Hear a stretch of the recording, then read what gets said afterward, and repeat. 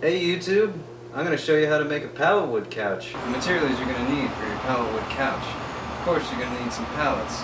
You're going to need 5 pallets. 2 of those pallets need to be identical in size and shape.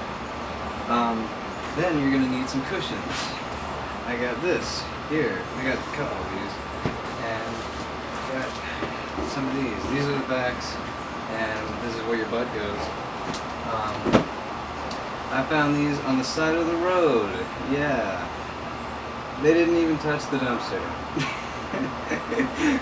You can get your cushions from Goodwill or Craigslist or anywhere else, but I didn't want to pay for any of this.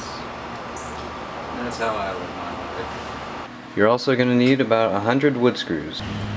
First I got my 2 identical pallets, and then I removed the bottom planks of each. Then I took apart the rest of my pallets as best I could. And what we really wanted from these 3 pallets was these 2x4 pieces. And we're also going to use a lot of this wood. A lot of that's really nice. A lot of it is oak, so it's all, most of it's pretty clean too. And over here are my 2 identical pallets. To stabilize our 2 pallets, I'm going to get these 2x4s I pulled off with another pallet, and we're going to secure them to each edge of these 2 pallets.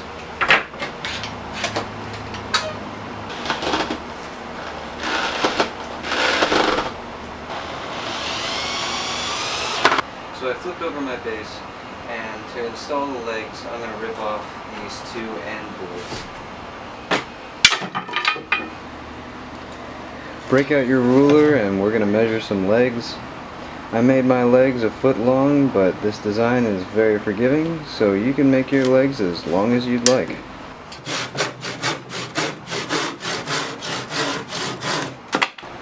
So here we are, we've got our 4 legs, and now let's install them. It's going to get in my way and it's going to piss me off, so I'm just going to go ahead and cut off this part.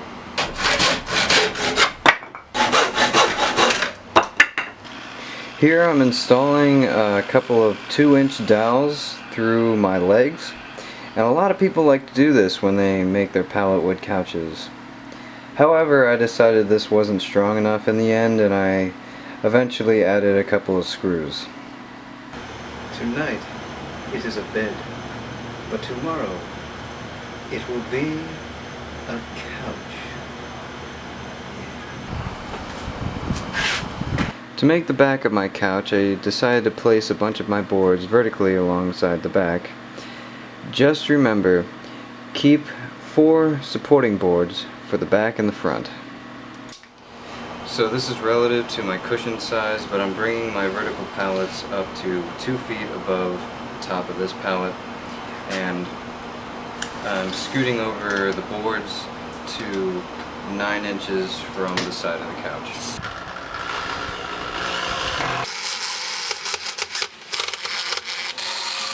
After I'm done with that, I'm going to flip the couch back over and nail some supporting boards using some of the nails I got from the pallets to give it a more rustic look. Now I'm going to flip the couch back over and support the back with 2 wide boards.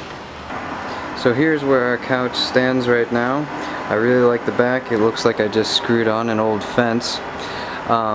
But the sides, they look a little barren, so I'm going to make some armrests. Here we're going to measure out 4 boards similar to our legs, yet these are going to be a little bit longer, and we're going to cut these at 13 inches.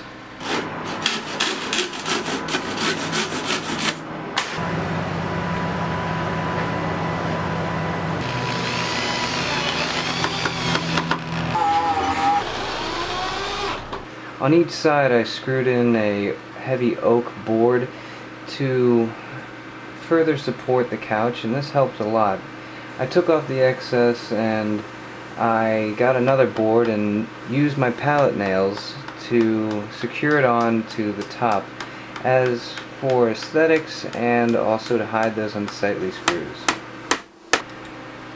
So for the top of my armrest, I'm just going to use these boards I had that were pretty smooth. And to nail them in, I'm just going to use the nails I scavenged from my pallets, just to give it a more natural look.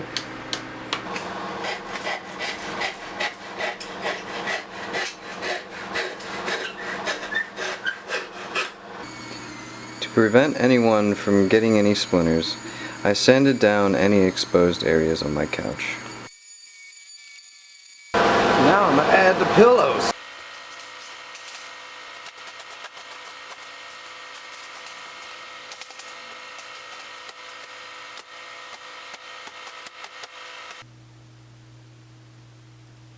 Hey YouTube, thanks for watching.